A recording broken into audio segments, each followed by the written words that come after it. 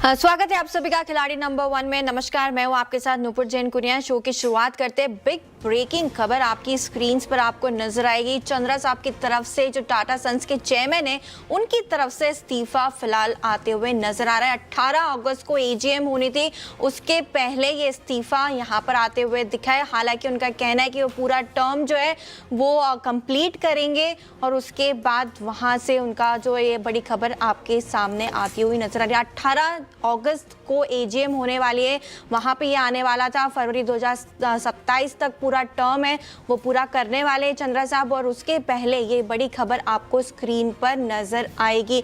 Reaction Tata group के stocks में फिलहाल आपको स्क्रीन पर नजर आएगा। रीअपॉइंटमेंट जो है वो नहीं मांगेंगे। चंद्रा साहब की तरफ से ये कहा जा रहा है कि रीअपॉइंटमेंट नहीं होगा और यहीं पर जो है रेजिग्नेशन की खबर आती हुई नजर आई है। बड़ी खबर है, बड़ी ब्रेकिंग न्यूज़ है। और टाटा ग्रुप के स्टॉक्स में देखें तो फिलहाल आपको काफ़ी रिएक्शन दिखेगा। टाटा मोटर्स डेज लो पर फिलहाल कारोबार करते हुए नजर आ रहा है। पूरी खबर समझते हैं। हमारे साथ अनुज सर जुड़ चुके हैं। सर, बड़ी खबर है, रेजिग्नेशन एजीएम से पहले ही आ चुका है। सुबह खबर हमने कहा भी था कि रेजिग्नेशन शायद हो सकता है। सर, कैसे देखेंगे इसको? बिल्कुल, देखिए नूपुर, इसमें ना 3-4 चीज़ें हैं। एन चंद्रा जब चेयरमैन बने थे टाटा सन्स के, उससे जस्ट पहले एक काफ़ी ख़राब फेज़ था टाटा ग्रुप का, आपको याद होगा। जब साइरस मिस्त्री चेयरमैन बने थे, काफ़ी बोर्ड के साथ काफ़ी उनकी दिक्कतें थी। उसके बाद आप देखा था टाटा ग्रुप में काफ़ी अंडर परफॉर्मेंस हुई थी। वो टीसीएस का गोल्डन फेज़ भी था उसी समय पर। उसके बाद एन चंद्रा टाटा ग्रुप के चेयरमैन बने। एन चंद्रा के चेयरमैन बनने के बाद हमने काफ़ी टाटा ग्रुप स्टॉक्स में रिवाइवल देखा। आई थिंक उसके सबसे बड़े एग्जाम्पल थे टाटा मोटर्स, जिसको कि बाद में 2 अलग अलग यूनिट्स में हाईवॉफ भी किया। Tata Motors passenger vehicle, Tata Motors commercial vehicle, Indian hotels, ये एक और कंपनी थी जहां काफ़ी हद तक आपने रिवाइवल देखा। और टाटा स्टील में भी काफ़ी रिवाइवल आया। ट्रेंट में आपने ज़बरदस्त ग्रोथ देखी। आई थिंक रतन टाटा जी की डेथ के बाद क्लियरली आई थिंक एक थोड़ा सा शायद एक मतभेद जो थे नोएल टाटा के साथ, वो क्लियरली पिछले कुछ समय में आने लगे। आई थिंक जितना मैं चंद्रा जी को जानता हूँ, आई थिंक वो नहीं चाहते थे कि ये इस तरीके की चीज़ें आगे बढ़ें। अभी भी उन्होंने एक चीज़ कही है कि वो अपना टर्म पूरा करेंगे। तो रेजिग्नेशन दिया है, ये मतलब रिज़ाइन नहीं किया, इसको इस तरीके से देखा जाए, ठीक है ना। तो आई थिंक कहीं ना कहीं एक ये बोर्ड रूम बैटल थी, थोड़ी सी अगली हो रही थी, थोड़ा शायद उससे वो हटना चाह रहे थे और इस वजह से उन्होंने शायद ये कदम उठाया है। ध्यान रखें, इसकी ऑफिशियल पुष्टि अभी आनी बाकी है, लेकिन ये जो हमारे नेटवर्क है उसकी एक सोर्स बेस्ड एक्सक्लूसिव न्यूज़ है। तो इस वजह से आप ये अब बड़ी ब्रेकिंग न्यूज़ इस समय की।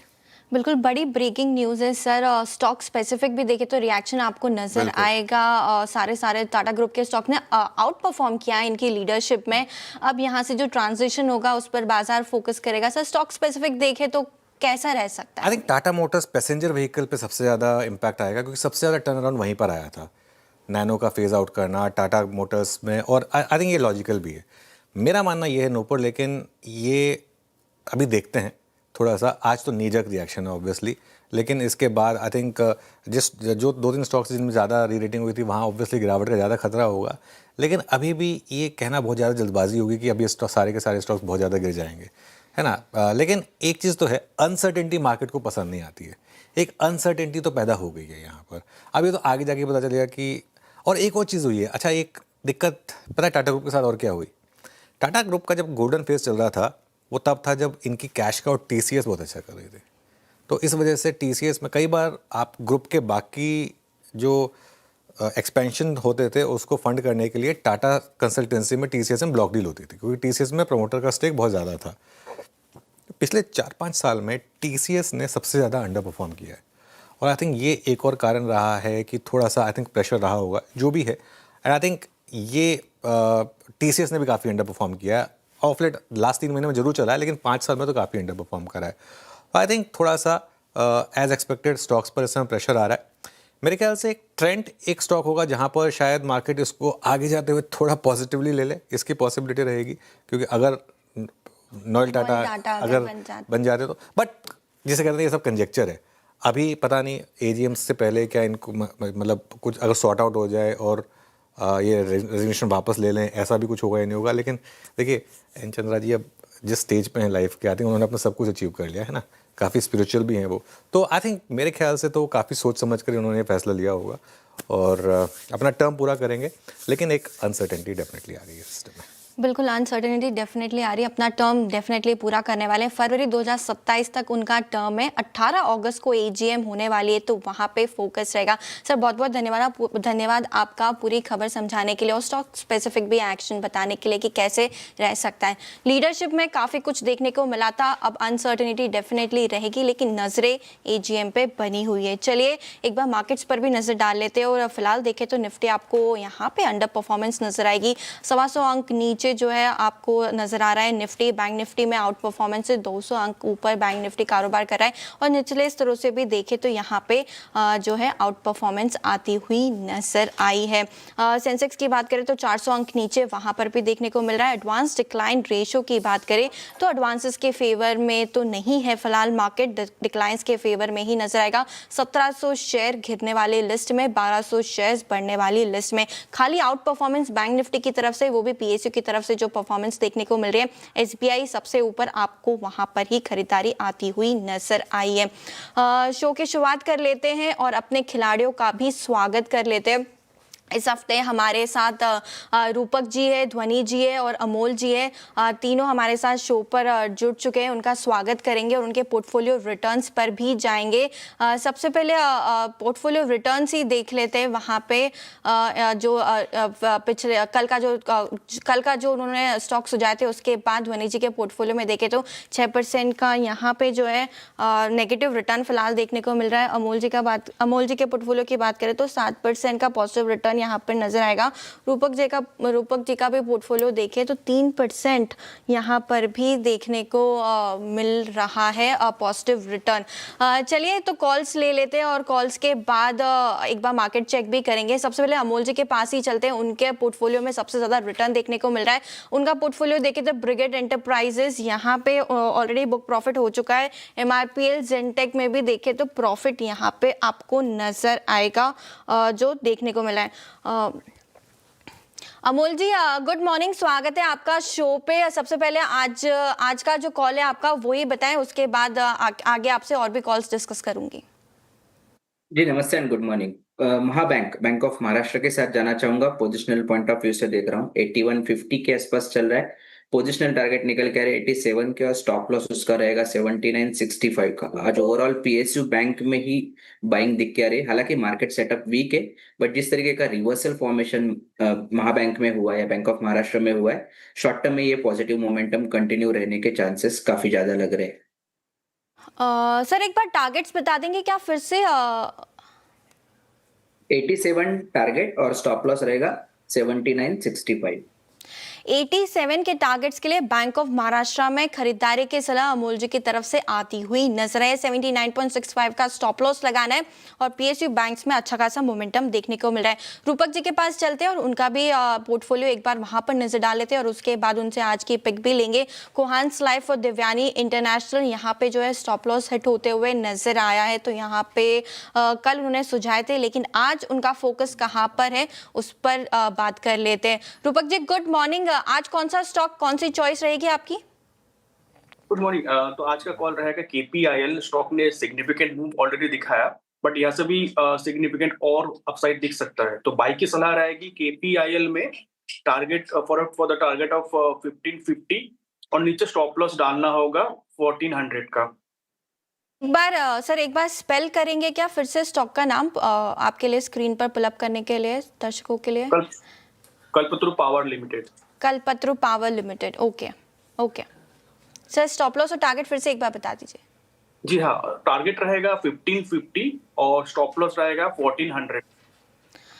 ओके, कल्पतरु प्रोजेक्ट यहाँ पे फोकस करना है। 1400 का स्टॉप लॉस यहाँ पे लगाना है। 1550 के टारगेट्स यहाँ पर देखने को मिल सकते हैं। ध्वनि जी के पोर्टफोलियो पर भी नजर डाल लेते हैं। कल जो उन्होंने स्टॉक सुझाए थे उसका रिकैप कर लेते हैं, उसके बाद उनका कॉल भी लेंगे।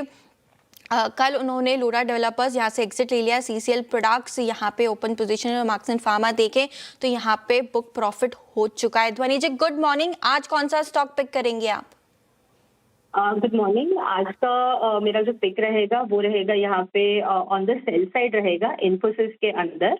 करंट लेवल से इन्फोसिस के अगर अंदर हम सेल कर रहे हैं तो इसका जो टारगेट है वो नीचे की तरफ पे हमारा बन के आ रहा है वो है 1130 की लेवल के पास, और स्टॉप लॉस जो आपको मेंटेन करके रखना है यहाँ पे, तो ऑन द हायर साइड 1180 का स्टॉप लॉस लगाएं। बिल्कुल, तो इन्फोसिस यहाँ पे ध्वनि जी की तरफ से इस पर कॉल आती हुई नजर आई है। ध्वनि जी, आपका दूसरा पिक आज के लिए?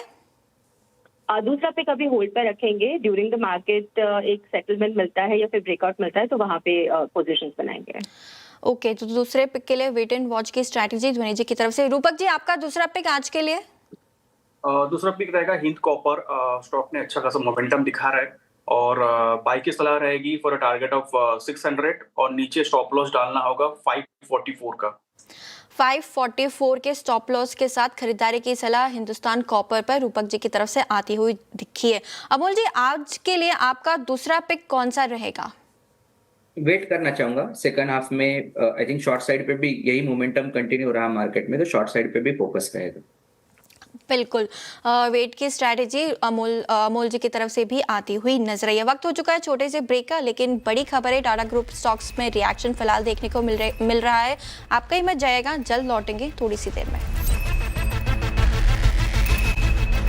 स्वागत है आपका फिर से एक बार रिविजिट करते हैं जो बड़ी खबर फिलहाल थोड़ी देर पहले आती हुई दिखी है। एन चंद्रा जी का जो चेयरमैन पद से इस्तीफा आया, चंद्रशेखरन साहब का जो इस्तीफा आते हुए दिखा है 18 अगस्त को एजीएम है, और उससे पहले चंद्रा साहब का जो इस्तीफा आया है वो टाटा सन्स के चेयरमैन है। और ये बड़ी खबर है, आपको सारे टाटा ग्रुप स्टॉक्स में फिलहाल रिएक्शन नजर आएगा। इनफैक्ट टीसीएस देखे तो 4% नीचे आपको फिलहाल कारोबार करते हुए नजर आ रहा है। हालांकि उनका कहना है कि वो जो अपना टर्म है वो पूरा करते हुए दिखेंगे। उनका टर्म फरवरी 2027 तक है, वो पूरा करके ही उनका जो रेजिग्नेशन है वो इफेक्टिव होते हुए नजर आएगा। फिलहाल बड़ी खबर है, बड़ा रिएक्शन देखने को मिल रहा है। 18 अगस्त यानी कि अगले हफ्ते मंगलवार के दिन यहाँ पर पूरे टाटा ग्रुप स्टॉक्स पर फिर एक बार नजर बनी हुई रहेगी, क्योंकि उस दिन एजीएम है टाटा सन्स की, और उसके पहले आज इस्तीफा आना जो है एक बड़ा नेगेटिव यहाँ पे नजर आ रहा है। क्योंकि लीडरशिप जो रही है उनकी 2017 में उनको चेयरमैन बनाया गया था टाटा सन्स का, और उसके बाद अच्छा खासा रिटर्न स्टॉक्स में दिखा है। रीअपॉइंटमेंट की मांग वो फिलहाल नहीं करेंगे, ऐसा फिलहाल यहाँ पर खबरों से निकल कर आते हुए दिखा है। एक बार रिटर्न्स पर नजर डाले, जब से उन्होंने ज्वाइन किया है उसके बाद 12 जनवरी 2017 से उन्होंने जो है लीडरशिप संभाली है और रिटर्न्स देखिए आप। टीसीएस बड़ा डेंट आज यहाँ पर नजर आ रहा है, 4% स्टॉक नीचे, लेकिन उनकी लीडरशिप में 100% से ज्यादा के रिटर्न्स यहां पर देखने को मिले। ट्रेंड की बात करें तो 2180% का रिटर्न, एक टर्न अराउंड स्टोरी यहां पर रही है, और यहां पर भी आज आपको डेंट नजर आएगा। टाइटन ऑलमोस्ट 1300% के रिटर्न्स यहां पर देखने को मिले। टाटा इन्वेस्टमेंट 1100% तक के रिटर्न्स यहां पर आते हुए नजर आए। टाटा कंज्यूमर भी पीछे नहीं है, 750% के रिटर्न्स यहां पर भी आपको दिखेंगे। जैसे कि अनुज सर बता रहे थे, इंडियन होटल्स यहां पर भी एक टर्न अराउंड स्टोरी इनकी लीडरशिप में आती हुई नजर आई है। 600% के रिटर्न्स यहां पर आपको नजर आएंगे। टाटा एलेक्सी हालांकि डेंट स्टॉक में ऑलरेडी पिछले कुछ समय में दिखा है, लेकिन उसके बावजूद 400% तक के रिटर्न्स यहां पर दिए हैं कंपनी ने। टाटा पावर, टाटा स्टील और टाटा कम्युनिकेशन की भी बात करें तो 300 से 350% तक के रिटर्न्स यहां पर चंद्रा साहब की जो लीडरशिप है उसमें आते हुए नजर आए हैं। तो बड़ी खबर है, बड़ी ब्रेकिंग न्यूज है। अभी आपको रिएक्शन डेफिनेटली नजर आ रहा है, लेकिन हो सकता है आज नीजक रिएक्शन है। 18 अगस्त पर नजर रखें, उस दिन टाटा सन्स की एजीएम है। चलिए, इसी के साथ वक्त हो चुका है छोटे से ब्रेक का, कहीं मत जाएगा, जल्द लौटेंगे।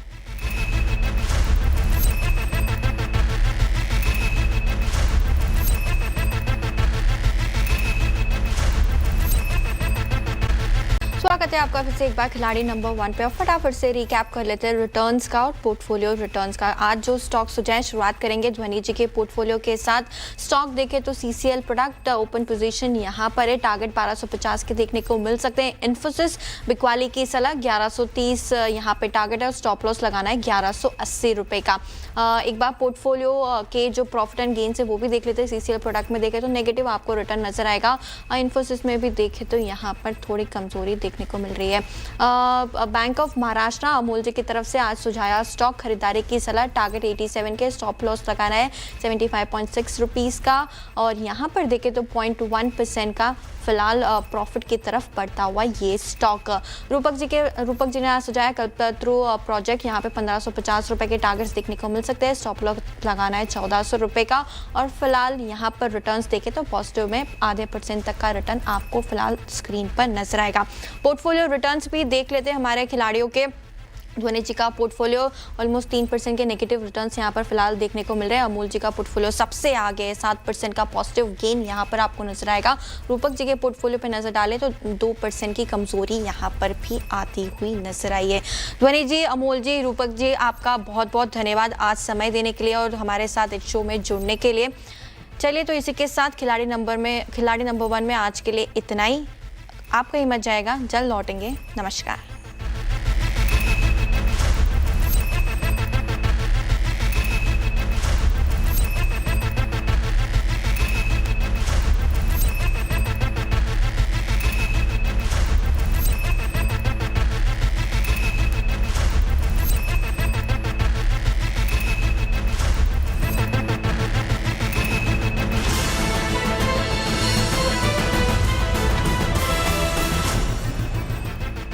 Mogia Steel presents